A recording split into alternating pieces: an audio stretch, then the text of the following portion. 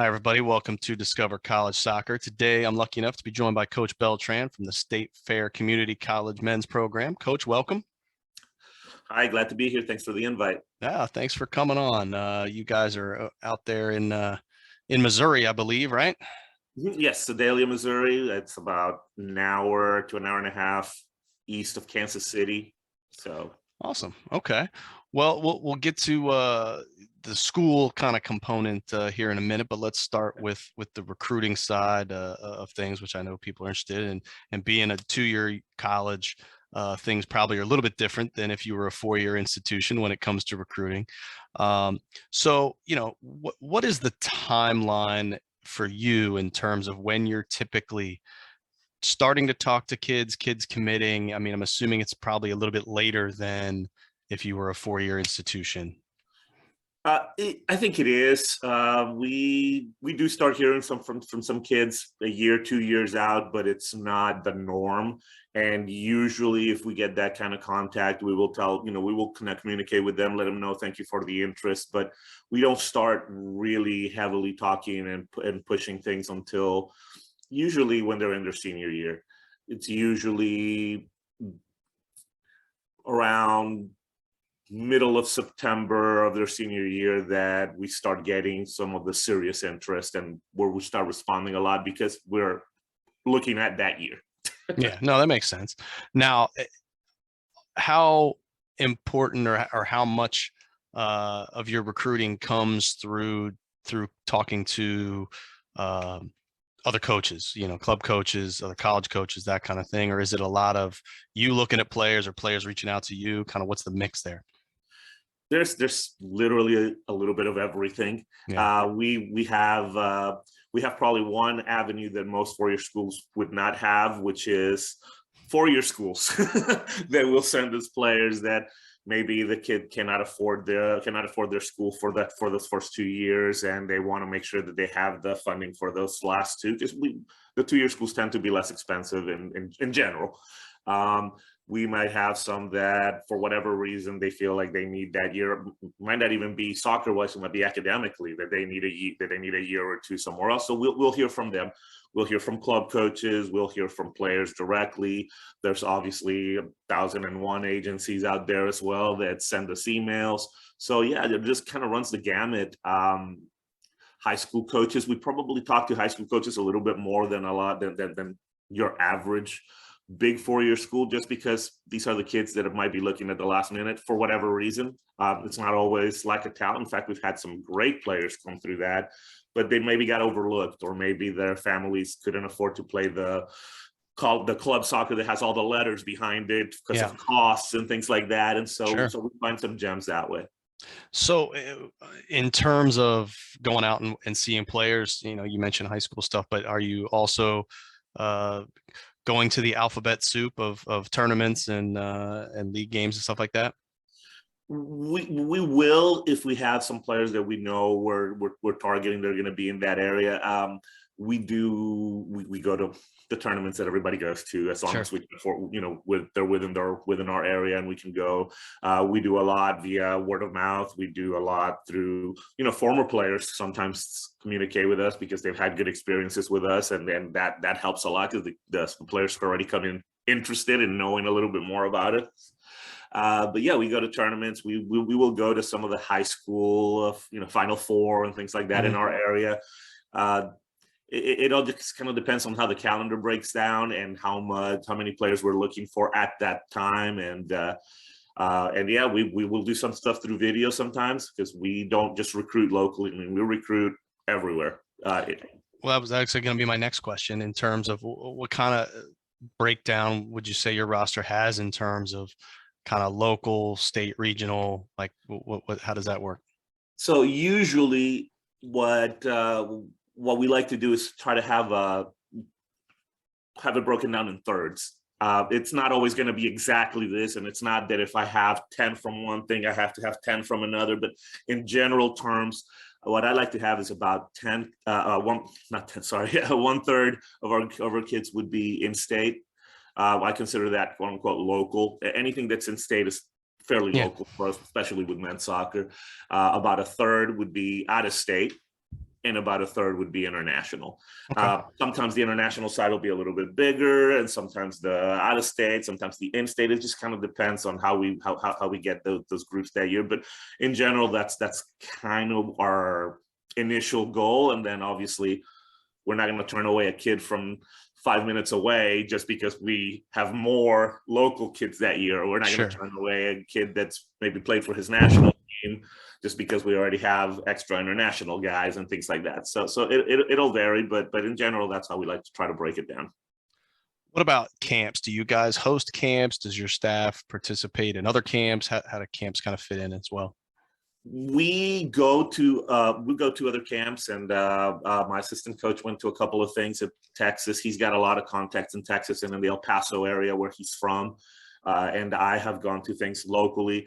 We currently don't host one because we're not in a big metro area, and with our current situation, we don't have the ability to have housing over the summer. Sure. So that makes it a little bit hard to do things like that. And also, we work really closely with Paul Clover Soccer Association, which is the local club here in town. So more than anything, we participate with them in their annual soccer camp. That is something that we would like to be able to do in the future. And there are some changes to our to our rest hall situation, to our dorms and all that. And when and if those happen during my lifetime, we will look to add that component. But as of right now, we mainly attend other people's camps and things like that. Okay. Now, the one question on everybody's mind usually is cost, right? So in terms of, and I'm not holding you to specifics here, but can you just give me an idea of let's just say, an out-of-state player, kind of the middle of ground? What are they looking at? What things does State Fair offer in terms of both academic money, athletic money? What are they looking at potentially out of pocket for an average soccer player? Okay, so our costs are like a lot of two-year schools are not very high to begin with, which helps us out. Obviously, when you have a low starting base, that helps even if you don't have a ton of scholarship money. We run the gamut from a lot of our Missouri kids can use a program called A+, which is a program that the state has where they can go to any two-year school and have tuition be free if they've taken care of certain things during their senior year in high school. They have some like tutoring hours they have to do and some community service and some different things. So we have the ability to do that. And then, like you said, the out-of-state cost, which is the same for whether they're from Texas or any other state in the country or international, we have just one out-of-state cost. That will go between $13,000 and $14,000 a year, including everything. When I say everything, I'm talking tuition, housing, meals, and an estimate of what we think their books are going to cost. It'll usually go between 13 and 14. If somebody takes a bunch of extra credit hours because they're trying to graduate faster or they have a specific goal, it could be a little higher, but in general, it'll be between that 13 and 14. That's before any financial aid or scholarships or anything else. State Fair doesn't have a ton, but they do have some academic scholarships, which could cover anything from $1,000 to full tuition. Obviously, that full tuition is not going to be something that happens for a lot of people. It's going to be very competitive. Sure. And they're going to have some SAT or ACT scores that fit a certain standard to be considered for those. But we've had a couple that have gotten, somewhere in there. And then athletically, we are allowed to give some athletic money. We are allowed to stack if that happens to be, if we happen to have a kid that has the academic numbers and has the soccer ability. What we cannot stack is go beyond the cost of tuition and books, because we are an NJCAA Division II school. Okay. And in the NJCAA, the divisions are not so much about level of play. It's more about what are you allowed to put scholarships towards. Right. And in Division II, we can give tuition, we can give books, but we cannot give, for example, room and board. Right. Okay. Well, let's talk a little bit about the school itself. As folks may not be familiar with that part of Missouri. So besides what I can, learn on the website just by clicking around, give me give me the good stuff, the things that are awesome about your school that I may not find there online. So one of the things that's interesting about State Fair is I think we have a little bit of a best of both worlds uh, situation with a lot of things. We're pretty unusual. For example, I know the college has, and don't hold me in an exact number, but they have over 3,000 students in our main campus in one form or another, which is, especially for a junior college, approaching big-ish school Yeah. size. Yet we have a very small and family atmosphere when it comes to the residential side, because we only have, I think it's about in the 300 student range that lives on campus. Okay. So so we have all the academic facilities and things that you would find in a big school, especially when they get into some of the technical trades and things that maybe you pick a two-year school for. All kinds of technology. They just built a new workforce development building that has all kinds of brand new construction equipment and things like that, welding and things like that, just state of the art. And yet you still have that everybody knows you on the residential side, tight knit, all the things you can get from a smaller place where you're not just a number. You do have the small class size. I think it's about 15 or 16 to 1 student faculty ratio last time I checked. And we have some really, really good academic programs, which everybody likes to say they do, but it's not universal in the two-year schools that they're really strong academically. And we actually have kids that have left here and say, we went to a four-year school and State Fair prepared us really well. In fact, it was much harder than my four-year school. That can be a double-edged sword sometimes. You have some kids that will they will have a harder time thinking they're going to a two-year that's not going to be very heavy on the academics, and we are, and our instructors have really high standards. But I will say, like, if somebody does the work and puts in the effort and takes care of doing their things, they will get all the support that they can possibly ask for in order to help them pass and be prepared. Okay. From the athletic side of things, that we have amazing facilities. We have by far the best grass field in our area. It's professionally maintained by an outside place, and it's beautiful. I've been at four-year schools. I've been at two-year schools in different states, and I've not had a field as nice as that. And we have a practice field that's in pretty decent shape. Our practice field would be about middle of the road in our region if we compared it to everybody else's game fields. Yeah. And it's grass, and I cannot emphasize enough, especially when it's 105 degrees outside, that it's grass. Yeah, well, I'm in Florida, so I hear you. The times we have to show up on a turf field is brutal. The turf fields look nice from far away, and it's not. I like the fact that you don't have to do all the maintenance and all that. But to me, if you were to ask me, turf without lights, it's just a no-go. I don't want anybody's cleats melting on the field while we're doing the first day of preseason. Right. Well, in terms of during the season, you mentioned kind of some of the support systems and things, but let's talk about what like a kind of a day in the life, right? So if I'm a player, what would a typical weekend season look like from practice to games to class and times and all those kinds of things?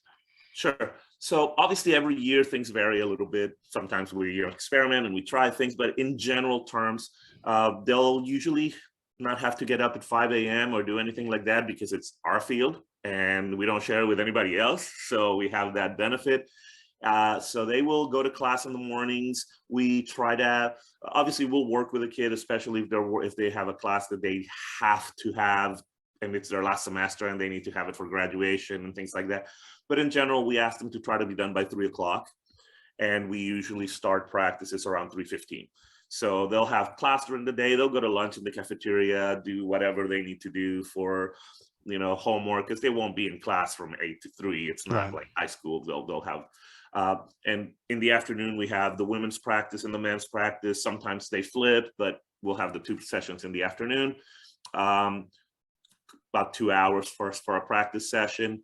And then we have some activities in the evening that keep us rolling, keep us focused. For example, every Monday we have a start of the week meeting. We say that unless there's something specific going on that week that we need to do paperwork about something, or we have to talk about something the school wants us to pass on to them, it'll be about a 30-minute meeting. But we just set our goals for the week. We talk about the schedule for the week. This, we're going to change this, or we have a game on Thursday, so we're going to make sure that we're hydrated, just all those standard things that you would do. Just an organizational meeting to keep everybody focused on. We have 2 nights that we will have study hall. Those tend to be Tuesday, Thursday, but obviously if we have a Tuesday game, we may move it. I don't think they were going to focus at study hall very much after a big win or a big loss. Right. So, so we'll have to, and our study hall policy is pretty simple. If you're doing what you're supposed to do, you don't need me to tell you where to be. So if we check we have them show us our grades online, or send us a screenshot each time that we have a meeting. And if they have all A's and B's, they're welcome to come if they want a quiet place, or helps keep them on schedule, but they're not required to attend. If they have C's, D's, then they do have to come. We'll require them to be at study hall. And if they have any D's or F's at that time, which we hope they don't, but it happens. When you have a big roster, you're going to have a little bit of everything. If they do that, then we ask them to sign up for tutoring, which is available. So that'll happen 2 days a week. And then on Fridays, we usually do game film and look at game film of either things that were important from the week they just passed, or an opponent for the weekend. We usually have 1 game during the week. Sometimes there's 2, but usually it's 1. And we usually have a game on the weekend. This coming year, for example, we play every Saturday. It's pretty consistent and it's nice. And then on Sunday, unless there's a game because of a reschedule, or that happens to be a different weekend or a playoff thing, they get a day off, which is more so that I can get a day off because I get tired. Well, yeah, everybody needs that recovery day, no matter what. Exactly. So, well, let's talk a little bit about the team and the soccer side of things. So, is there a typical roster size that you like to keep each year? You've got to balance what we want to have, making sure that we have depth at every position. We want competition. Competition makes you better. And then there's also the side of, well, the school wants a certain number of players and a certain number of people on the roster. So we usually end up in the 28 to 33 range. There might be a year that we have 34. There might be a year that we have 27. COVID years, we went as low as 26. Yeah. I think everybody had their challenges during those COVID things, which looks like we're almost out of.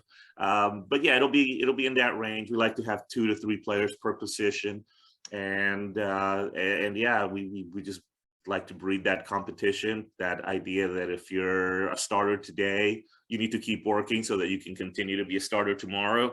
And if you're not a starter today, that doesn't mean that it's shut, it's over. Show us, don't tell us that you belong on the field. Yeah. Well, you mentioned you're a staff at some point there. So how big is your staff? What role does everybody play? What other folks are there in the athletic department or in the school that are there to help as well? Okay, so we have a pretty healthy group. It's myself as the head coach. I run most of the stuff. I'm the head coach. We have an assistant coach who's going to be working with us a little bit less because he's taking over the women's side as far as on the field and things like that. But he is a retired gentleman that played professionally in Mexico and has coached for years, for FC Dallas club teams out in El Paso. He has coached at the pro level in Mexico and in the US. Because he's already retired and he does this as a labor of love for the little bit that we can do. That's why we can afford to have him as an assistant. Right. Then we also have another coach who is a part-time coach who helps us with a lot of the organizational stuff. And he is a man that can fix anything. So he takes care of helps us with equipment and with things like that. He takes care of painting our fields, and he also helps a little bit on the field. And then we also have a goalkeepers coach who is also a part-time person. I wish I could have him here every single day, but the budget is the budget, and he also has an outside job that takes care of him a whole lot better than I could. So he's there about 2 times a week on average, and just does the goalkeeper sessions on that. For a smaller athletic department, 2-year college, I think it's huge that we have a goalkeepers coach, even if he's not there every time. We are adding another part-time helper, and this person is going to be a volunteer this year, just we're hoping that that opens up some doors as the programs continue to separate. Maybe, he'll have his foot in the door, and if not, it gets him started with college coaching, and it gives him an opportunity to do some things later on. So that's kind of the makeup of our staff right now. Okay. Well, how would you describe your style of coaching, the team style of play, and kind of the culture of the team on the field? As far as our style of coaching, the biggest thing that I try to emphasize to them in preseason every year, and we try to carry through the year, is everybody is here for a reason. Everybody has a role. Not everybody's going to necessarily have the role they wanted, because not everybody can be your number one striker. Yeah, I mean, we just can't. But everybody has a role. The guys that are working hard, trying to improve, and maybe are not seeing the field a lot, they're there to help us get better for the games until they get their opportunity. The guy that maybe came in and decided, I'm not going to see the field, but I'm going to be a manager and I want to still be involved with the team, he's got a role. He helps us do things that help us be successful. So everybody has a job, everybody has a role, and we just believe in know your job and do your job, which sounds simple. It's simple on paper, but it can be, you can get in the weeds about it as well. As far as effort, we just want you to give us the best that you've got, and that's what we're going to commit to give you as well. We don't expect you to be somebody that you're not, but we want you to grow into the best soccer player you can be while you're here. Oh, that's great. Whatever that might be. Yeah. As far as style of play, I played in Italy, but I am from South America, so so it's a little bit of a dichotomy. I keep telling you, we have the best of both worlds in a lot of things. We hope it's the best, not the worst of both worlds. Right. So without the ball, we're going to be extremely organized. Everybody should know exactly where they're supposed to be, and they need to get there fast. And it's not just the 4 guys in the back that are the defenders. We have 11 defenders when we don't have the ball. Obviously, we don't ask our center forward to drop all the way to our box every time, but everybody works together to get the ball back. We want the ball when we don't have it. And then as soon as we get it, there's a decision to be made. Are we in a position to counterattack quickly and unbalance the other team? And if so, we're going to take it. Because while I believe in keeping the ball and playing on the ground and being possession oriented, we don't need to connect 20 passes to get a ball to a forward that's already 1-on-1 against the keeper.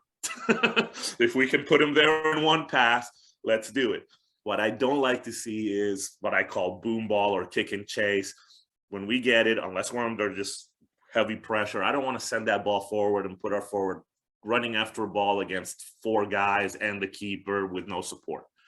So if the counter's there, we're going to take it. If it's not there, then we want to keep the ball. Don't give it away. Don't lose it. And if we do, we want it back. Yeah.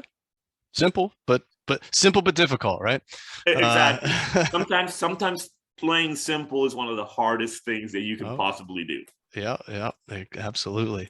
Well, a lot of times when people think about going to a 2-year college, it's to then be able to take the next step to a 4-year and keep playing. So how successful has your program been at helping kids who want to go to the next level get there? And what's kind of the average kind of year look? What does that look like?